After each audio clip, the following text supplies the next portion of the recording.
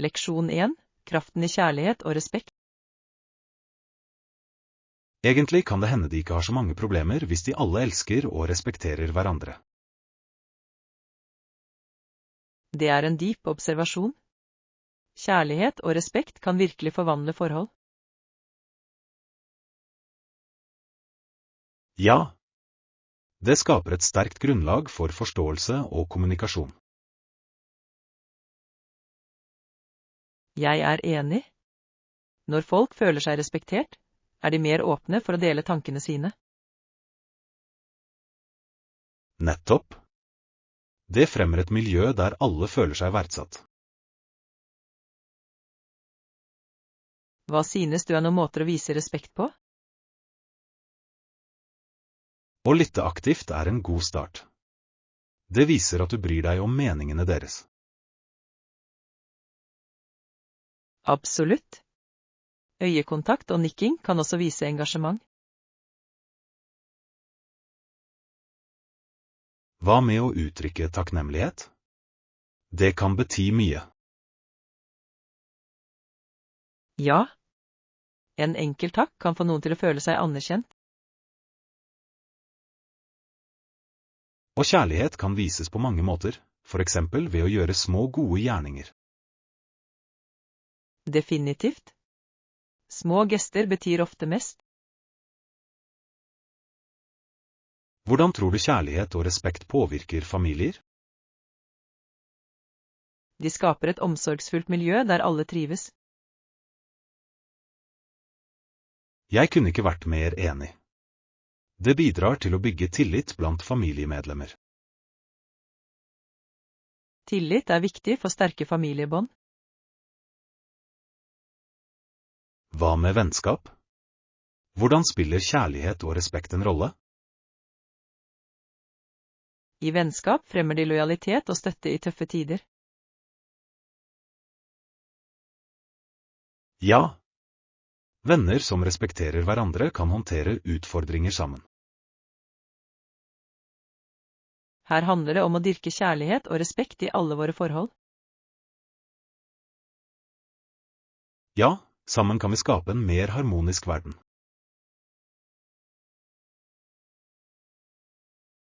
Leksjon 2. Matlaging sammen.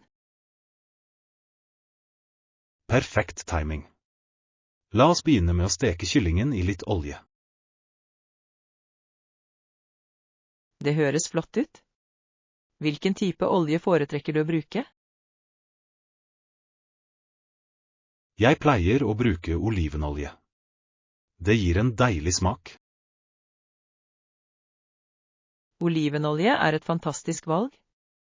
Bør jeg hakke kyllingen først?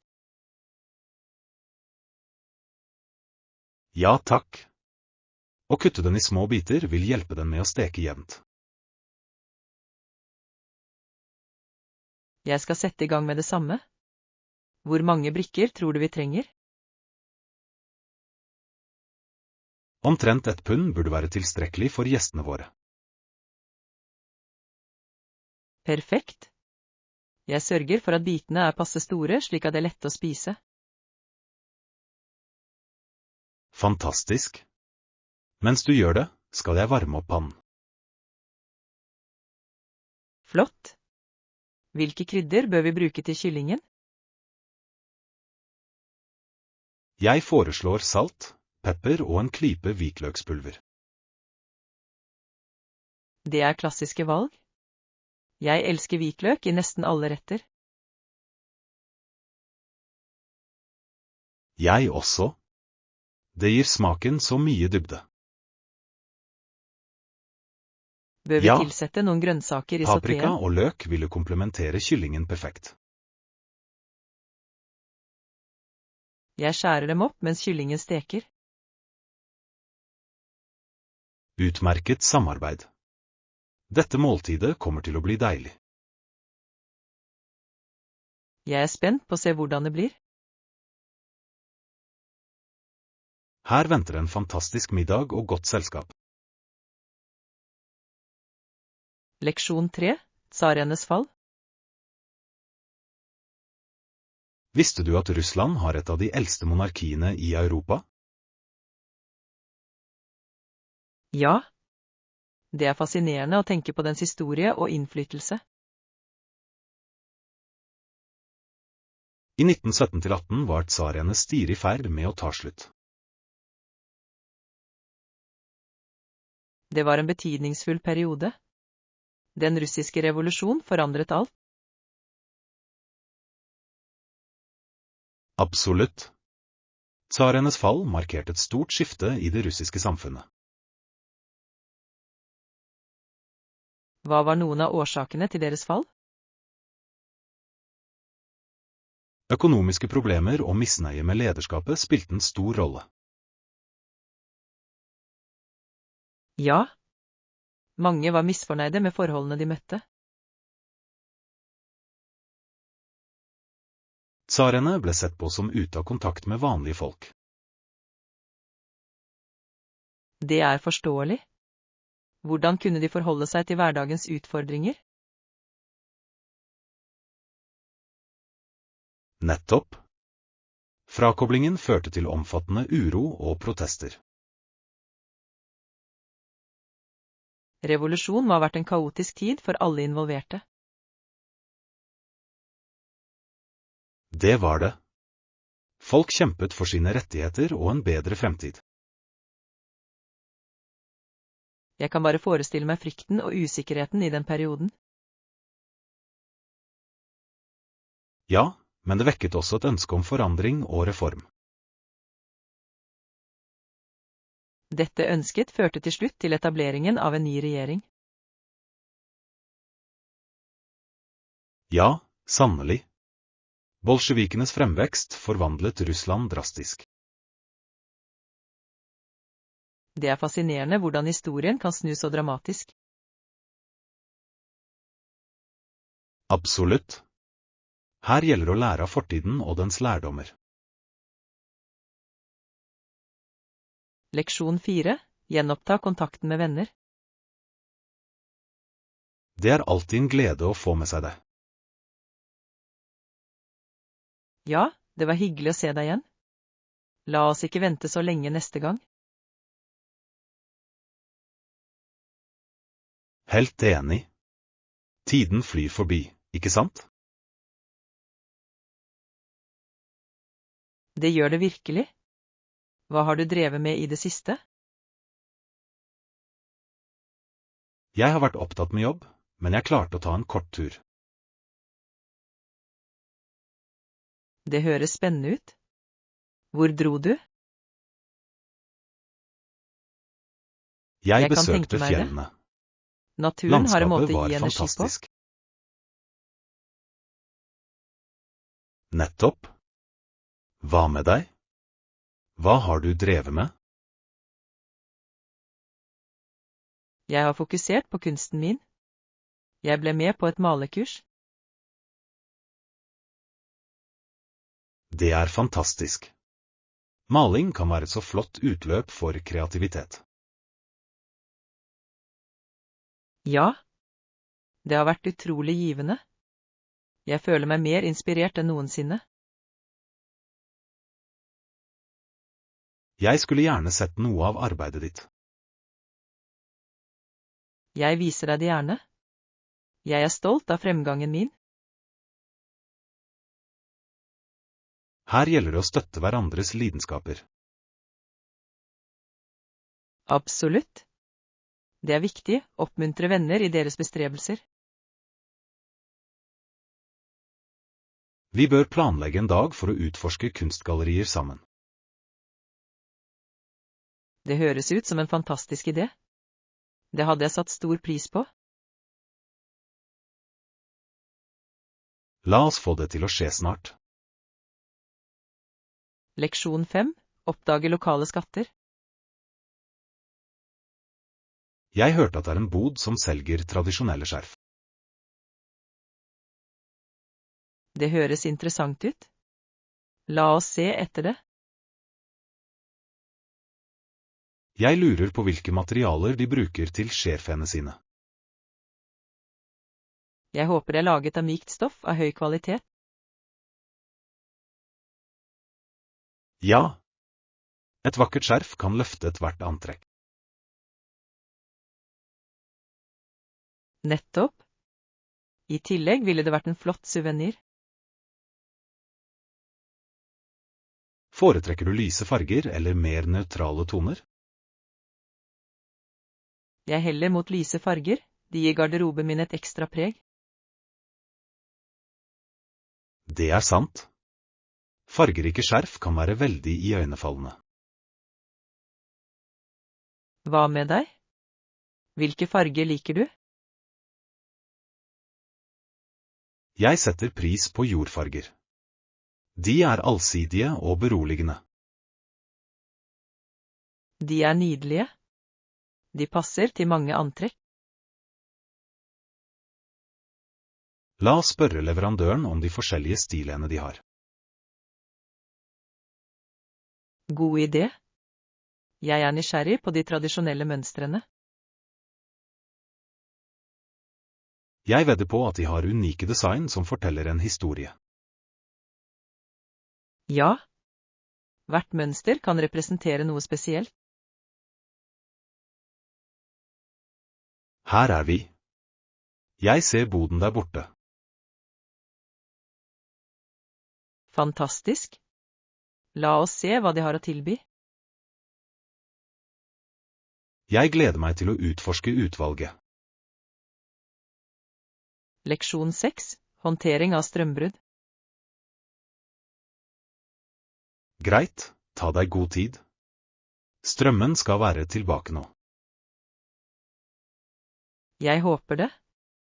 Det er ganske mørkt her inne uten lysene.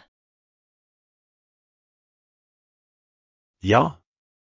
Men lysene skaper en fin atmosfære, ikke sant?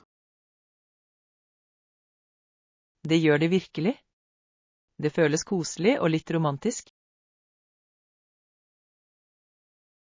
Nettopp. Kanskje vi burde ha middager med levende lys oftere. Det høres herlig ut. Hva ville du lage til en slik anledning? Jeg ville lage pasta med hjemmelagesaus. Det er alltid en favoritt. Pasta høres fantastisk ut. Jeg kunne lage en frisk salat til. Perfekt. Et herlig måltid i stearinnlyset skinn ville vært ganske minneverdig. Ja, ja. Jeg kan høre kjøleskapet summe igjen. Det er et godt tegn. Forhåpentligvis er strømmen helt tilbake. Ja. Jeg er klar for at lysene skal lyse opp dette rommet. La oss håpe det skjer snart. Jeg har en film vi kan se. En film høres flott ut. Hvilken film har du i tankene? Jeg tenkte på en klassisk komedie. Den løfter alltid stemningen. Jeg elsker klassiske komedier. De får meg alltid til å le. Her er det å nyte resten av kvelden, med eller uten strøm. Leksjon 7. Karriereambisjoner. Hva er din preferanse for karrieren din? Jeg er åpen for ulike bransjer, men jeg har en sterk interesse for teknologi. Teknologi er et fascinerende felt. Hva er det som spesifikt tiltrekker deg til det? Jeg elsker hvordan det stadig utvikler seg og former hverdagen vår. Det er sant. Det er alltid noe nytt å lære. Nettopp. Jeg liker utfordringer som utfordrer kreativiteten og problemløsningsevnene mine. Har du vurdert noen spesifikke roller innen teknologibransjen? Ja. Jeg er spesielt interessert i design av brukeropplevelse. Brukeropplevelsesdesign er viktig. Det gjør teknologi tilgjengelig og hyggelig. Jeg er enig. Å lage intuitive grensesnitt kan ha betydelig innvirkning på brukerne. Hva med deg? Hva er dine karrierepreferanser? Jeg er også åpen for forskjellige felt, men heller mot markedsføring. Markedsføring er spennende. Det kombinerer kreativitet med strategi. Ja. Jeg liker å lage budskap som resonerer med folk. Har du vurdert å spesialisere deg innen digital markedsføring? Det har jeg. Digital markedsføring er avgjørende i dagens forretningslandskap. Det er det. Evnen til å analysere data og tilpasse strategier er avgjørende. Nettopp. Jeg ønsker å være i forkant av innovative markedsføringsteknikker. Her gjelder det å følge våre lidenskaper og gjøre en forskjell. Leksjon 8. Idémyldring av kreative ideer. Det er flott å høre. Hvilke konkrete ideer har du i tankene? Jeg tenkte vi kunne arrangere en ryddedag i lokalsamfunnet. Det høres fantastisk ut. Det ville engasjere alle og forskjønne nabolaget vårt. Nettopp. Vi kan sørge for forsyninger som søppelsekker og hansker. Flott idé. Insentiver, som forfriskninger, kan tiltrekke seg flere frivillige. Ja. Alle elsker snacks etter en arbeidsdag. Hva med å inkludere lokale bedrifter som sponsor? Det er et utmerket forslag. De kan kanskje donere forsyninger eller mat. Vi kan også markedsføre arrangementet på sosiale medier for å få mer synlighet. Absolutt. En fengende emneknagg kan bidra til å spre budskapet. Jeg kan designe noen flygeblader som jeg kan distribuere i lokalsamfunnet. Det hadde vært perfekt. Visuelle elementer kan fange folks oppmerksomhet. Bør vi sette en dato og et sted for oppryddingen? Ja. Jeg tror en lørdag morgen ville fungere best. Det høres bra ut. Folk har vanligvis fri i helgene. Jeg skal sjekke med den lokale parken om å reservere området. Utmerket. La oss ferdigstille detaljene slik at vi kan begynne å markedsføre. Her gjelder det å gjøre en positiv forskjell sammen. Ja. Jeg gleder meg til å bringe lokalsamfunnet sammen. Leksjon 9. Finne tapte gjenstander. Ja, det er en merkelapp med navnet og telefonnummeret mitt på. Det er flott. Det burde gjøre prosessen enklere. Jeg håper de finner den raskt. Jeg trenger virkelig den vaen tilbake. Jeg forstår.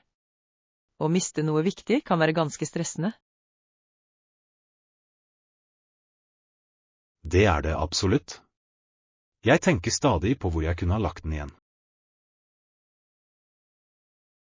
Har du gått tilbake siden du hadde den sist?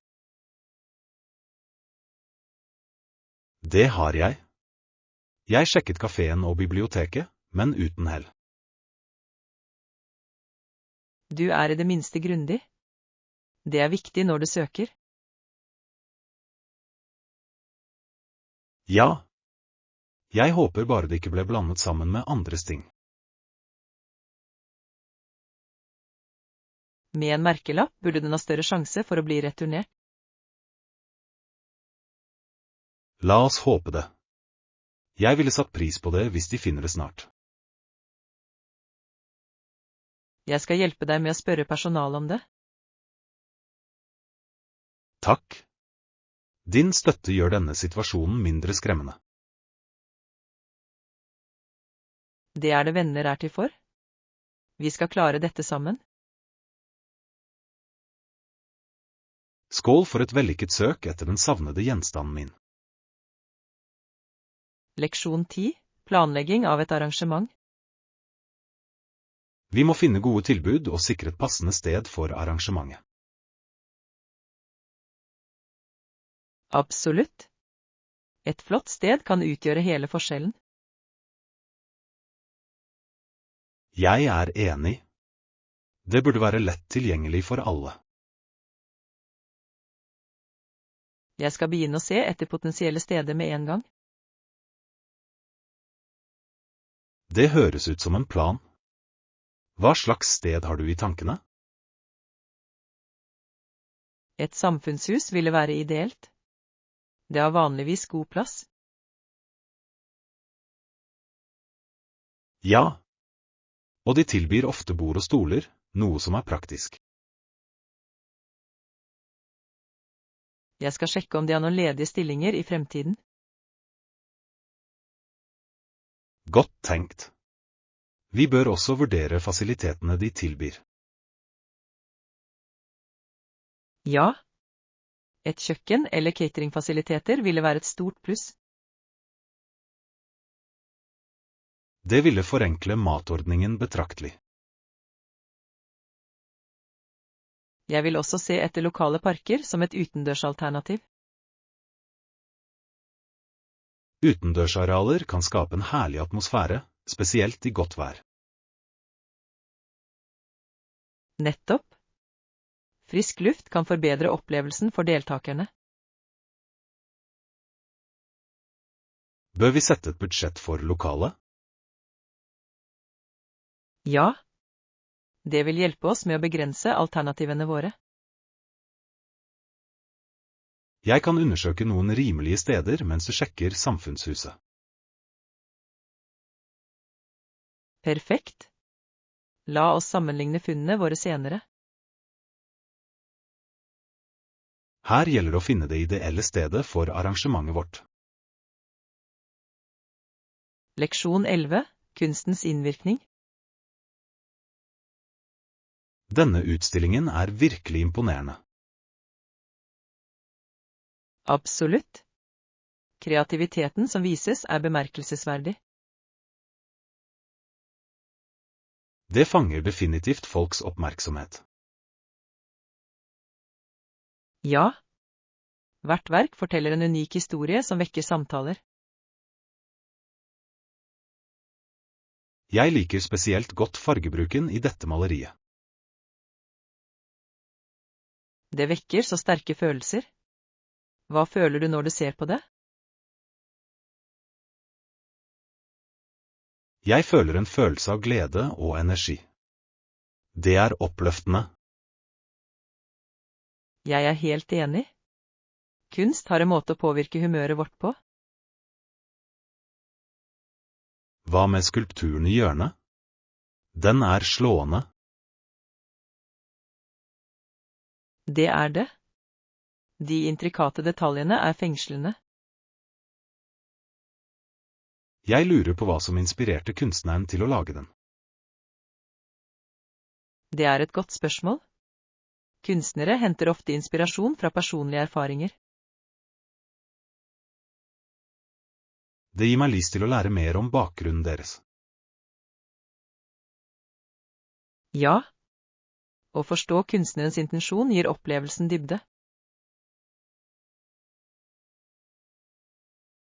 Bør vi sjekke utstillingsguiden for mer informasjon? Det høres ut som en plan. Jeg vil vite mer om favorittene mine. Her er det å oppdage kunsten og historiene bak den. Leksjon 12. Fisken og havet. Har du noen gang lagt merke til hvordan fiskene ser lengselsfullt ut over havet? Det er faktisk som om de drømmer om eventyr utenfor havnen. Det får en til å lure på hva som skjuler seg under disse bølgene. Kanskje de ser den enorme vidden og lengter etter å utforske den? Nettopp. Havet er fullt av mysterier. Tenk deg historiene fiskene kunne fortelle. De kan snakke om store reiser over strømmene. Eller møte med majestetiske skapninger som hvaler og delfiner. Disse møtene ville garantert vært spennende. Jeg kan nesten høre en fisk si, en dag skal jeg svømme langt og bredt. Den fisken ville garantert inspirere andre til å drømme stort. Kanskje de burde starte en fiskeskole for å lære de små om mot. For en fantastisk idé. Svøm forbi havnen kunne vært mottoet deres. Og hver fisk ville samle seg ved kanten, ivrige etter å lære. Jeg kan se dem øve på hoppene sine, klare for spranget ned i dypet. De ville trenge en modig leder, en som ikke er redd for å dykke dypt. Kanskje en klok gammel fisk kunne veilede dem og dele historier om havet. Ja, og den lederen ville minne dem på at havet er der det sanne eventyret venter. Ville det ikke vært herlig å se reisen deres utfolde seg? Absolutt. Det ville være et skue av mot og utforskning. Akkurat som oss, utforsker ideer og lærer sammen, akkurat her. Nettopp. Hver samtale vi har gir oss en dypere forståelse. Og hvem vet? Kanskje vi inspirerer andre til å dykke ned i kunnskapens hav? La oss fortsette å dele historiene våre, akkurat som fisken, som drømmer om det store havet. Leksjon 13. Å fange øyeblikk. Har du noen gang lurt på hvordan du tar flotte bilder? Absolutt. Jeg tror tålmodighet er nøkkelen. Det er sant. Å vente på det rette øyeblikket kan utgjøre hele forskjellen. Ja, ja. Du må også være oppmerksom på detaljene rundt deg. Nettopp. Små elementer kan forbedre bildene dine betraktelig. For eksempel kan måten lyset faller på et motiv skape magi. Ja. Naturlig lys er ofte det beste for fotografering. Hva med vinkler? De kan endre historien i et bilde dramatisk. Og, absolutt. Det er avgjørende å eksperimentere med forskjellige perspektiver. Jeg anbefaler å komme seg lavt ned til bakken noen ganger, det gir en unik utsikt. Det er et flott tips. Har du noen gang prøvd å ta bilder i løpet av den gylne timen? Ja. Det myke lyset er utrolig flatterende for portretter. Høres ut som vi burde planlegge en fotoseanse da. Det hadde jeg elsket. Vi kan øve på alle disse teknikkene sammen. Perfekt. La oss sørge for å være tålmodige og observante. Enig. Med øvelse vil vi forbedre ferdighetene våre på kort tid. Jeg gleder meg til å se de vakre bildene vi lager. Jeg også. Å fange øyeblikk er virkelig givende. Ja, det er det. La oss legge ut på dette fotografiske eventyret. Leksjon 14. Gitarreisen. Jeg beundrer din dedikasjon til å lære gitar på nett. Takk. Jeg prøver å øve regelmessig. Hvor ofte spiller du? Jeg trener 3 ganger i uken. Det er min lille flukt. Det er imponerende. Hvilke sanger lærer du deg for tiden? Jeg jobber med en klassisk melodi. Klimpremønstrene er utfordrende. Klassiske sanger er det ofte. Har du vurdert å prøve noen enklere? Jeg gjorde det, men jeg er fast bestemt på å mestre denne først. Det er en god tankegang. Utholdenhet er nøkkelen til læring. Jeg er enig. Hver gang jeg sliter, minner jeg meg selv på gleden det bringer. Nettopp. Musikk har en måte å løfte humøret vårt på. Når vi snakker om ånder, synes du det er lettere å lære med venner? Absolutt. Å jamme sammen gjør øvingen morsommere. Jeg har tenkt på å danne en liten gruppe. Det kunne vært gøy. Det høres ut som en fantastisk idé. Gruppeundervisning kan være ganske effektivt. I tillegg ville det tilføre et sosialt element til praksisen vår. Ja. Det kan også motivere alle til å forbedre seg. Jeg kan allerede se for meg at vi leker og ler sammen. Tenk deg gleden av å dele musikk med andre. Og en og annen humoristisk feil ville bare gjort moroa enda større. Ja. En feil tone kan føre til latter og kreativitet. Jeg antar at alle musikere har en morsom historie å fortelle. Ja, sannelig. Hver feil er et skritt mot forbedring. Så, skal vi vurdere å starte en gruppe snart? Leksjon 15. Avklare forvirring. Jeg forstår bekymringene dine angående klausulen i dokumentet. Ja, jeg er enig. Noen aspekter er ganske uklare. Kan du spesifisere hvilke deler du synes er forvirrende? Ja visst. Den første setningen virker vag når det gjelder ansvar. Jeg skjønner. Det fremgår ikke tydelig hvem som er ansvarlig. Nettopp. Den burde spesifisere hver parts forpliktelser mer eksplisitt.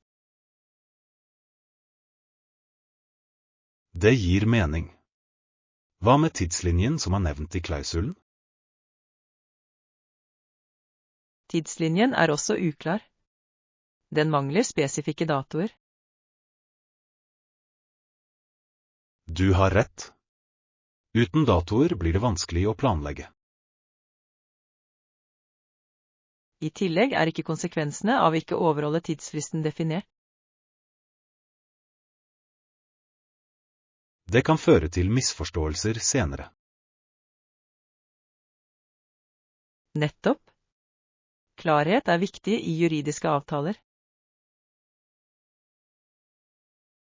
Ville du foreslått å omformulere enkelte avsnitt? Ja, jeg tror det ville hjulpet mye å forenkle språket. Flott idé. Vi bør sikte mot en enkel formulering. På den måten vil alle forstå rollene sine uten forvirring. Skal vi utarbeide en revidert versjon sammen? Det skulle jeg gjerne gjort. Samarbeid fører ofte til bedre resultater. Jeg er enig. La oss sørge for at alle detaljer er klare og presise. Med klarhet kan vi unngå potensielle tvister i fremtiden. Nettopp. En veldefinert klausul er en viktig del av enhver avtale. Jeg føler meg mye bedre med dette nå. Takk for at du snakket om det. Det er en glede for meg. Sammen skal vi gjøre dette dokumentet sterkere. Leksjon 16. En ny ansvarsfølelse. Det virker som om fagforeningen vår er avhengig av ansvarlig medborgerskap. Jeg er helt enig. Det er avgjørende for et blomstrende samfunn. Ja. Hva tror du en ny ansvarsfølelse innebærer? Jeg tror det innebærer å være bevisst på handlingene våre og deres innvirkning. Absolutt. Hver avgjørelse kan påvirke samfunnet og miljøet vårt. Ja. Vi må tenke utover oss selv og ta hensyn til fremtidige generasjoner. Det er et viktig poeng. Hvordan kan vi oppmuntre til denne tankegangen? Utdanning er viktig. Vi må fremme samfunnsengasjement fra ung alder. Absolutt. Skoler bør lære bort viktigheten av deltakelse. I tillegg kan lokalsamfunn organisere arrangementer for å fremme engasjement. Hva slags arrangementer ser du for deg? Kanskje workshops om miljømessig bærekraft eller samfunnsplikter. Det hadde vært fantastisk. Folk trenger ofte praktisk veiledning. Nettopp. Det kan gi enkeltpersoner mulighet til å handle. Ansvar betyr også å holde ledere ansvarlige, ikke sant? Ja, det er sant. Vi må kreve åpenhet og integritet fra våre tjenestemenn. Det krever at vi også er informerte borgere. Ja. Å holde seg informert er avgjørende i dette nye århundret. Det ser ut til at sosiale medier kan spille en rolle her. Ja visst. Det kan øke bevisstheten og mobilisere lokalsamfunn. Men vi må også være forsiktige med feilinformasjon. Absolutt. Kritisk tenkning er viktig når man skal vurdere kilder. Så, hvordan kan vi inspirere andre til å bli med i denne saken? Ved å gå foran med et godt eksempel. Våre handlinger kan inspirere til endring. Det er en sterk tanke. La oss forplikte oss til å være ansvarlige borgere. Leksjon 17. Sykdommens innvirkning. Har du noen gang tenkt på hvordan europeiske sykdommer påvirket urbefolkningen?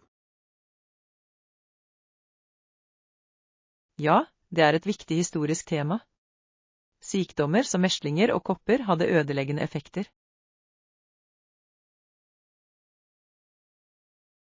Mange trodde at disse bestandene ville forsvinne helt. Den oppfatningen var alarmerende. Konsekvensene var tragiske og utbredte. Ja, sannelig. Tap av liv forandret hele kulturer og samfunn. Det er sjokkerende å tenke på. Sykdommene sprer seg så raskt. Det gjorde de. Uten immunitet var mange ute av stand til å overleve. Det får en til å lure på hvordan historien ville vært annerledes uten slike sykdommer. Nettopp. Ulike sivilisasjoner kan ha blomstret og samhandlet. Det er fascinerende, men likevel hjerteskjærende. Motstandskraften til de som overlevde er bemerkelsesverdig. Ja. Historiene deres fortjener å bli fortalt og huske. Å forstå denne historien hjelper oss å lære av fortiden. Absolutt. Vi må anerkjenne både triumfene og tragediene. Og vi bør sørge for at slike lærdommer videreføres til fremtidige generasjoner. Ja. Utdanning er avgjørende i denne sammenhengen. Jeg er enig. Det gir folk mulighet til å sette pris på historien sin. Kanskje vi burde diskutere dette oftere. Det hadde jeg satt pris på. Det er så mye å utforske om menneskehetens reise. Sammen kan vi fordype oss i ulike temaer og lære kontinuerlig. La oss gripe muligheten til å delta i meningsfulle samtaler. Ja, sannelig. Hver diskusjon åpner en ny dør til forståelse. Leksjon 18, valgdilemmaet. Hvem skal leve og hvem skal dø? Det er et dypt spørsmål. Ja, det reiser etiske dilemmaer som ofte forvirrer oss. Hvem har myndighet til å ta slike valg, mon tro? Det er et kritisk poeng. Faktisk diskuteres det ofte i samfunn. Ja. Debattforeninger tar opp disse tunge temaene regelmessig. Det gjør de. Det lar enkeltpersoner utforske ulike perspektiver. Det må være fascinerende å høre ulike argumenter i slike saker. Absolutt. Noen argumenterer for verdien av ethvert liv, uavhengig av omstendigheter. Andre kan prioritere basert på potensielle bidrag til samfunnet. Det kan føre til opphetede diskusjoner, regner jeg med. Ja, det er sant. Følelsene ville vært høye når personlige overbevisninger ble utfordret. Det er viktig å møte slike debatter med respekt og åpenhet. Sant nok. Å lytte til forskjellige synspunkter kan fremme forståelse. Men noen ganger blir spørsmålene for komplekse til å kunne gi et definitivt svar. Ja, og det er der filosofi ofte kommer inn i bildet. Filosofer har lenge diskutert moralen i avgjørelser om liv og død. De gir rammeverk som kan veilede vår tenkning. Det er imidlertid utfordrende å anvende disse rammeverkene i virkelige situasjoner. Nettopp. Hver sak er unik, ofte fylt med gråsoner. Så, tror du det finnes et riktig eller galt svar? Jeg tror det avhenger av individuelle verdier og kulturelle kontekster. Det er et klokt perspektiv. Etikk kan være ganske subjektivt. Kanskje nøkkelen er å fremme medfølende samtaler. Ja. Ved å gjøre det kan vi lære av hverandre. Til syvende og sist handler det om å forstå vekten av valgene våre.